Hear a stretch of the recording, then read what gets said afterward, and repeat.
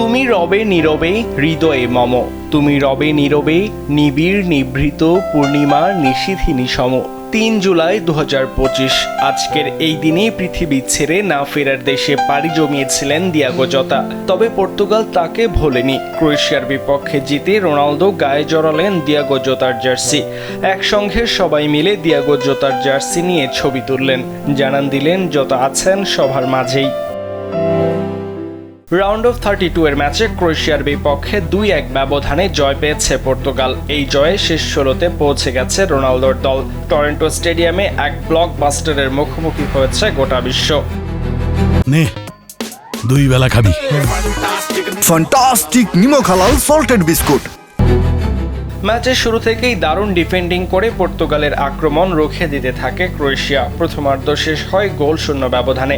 বিরতির পর ৫৩ মিনিটে দারুণ এক গোল করে ক্রোয়েশিয়াকে এগিয়ে দেন ইভান পেরিসিচ। তবে ম্যাচের ৬৮ মিনিটে পেনাল্টি থেকে গোল করে পর্তুগালকে ম্যাচে ফেরান রোনালদো। খেলা যখন ড্র হওয়ার পথে তখনই যোগ করার সময়ের ৪তম মিনিটে গোল করেন পর্তুগালের গঞ্জালো রামোস।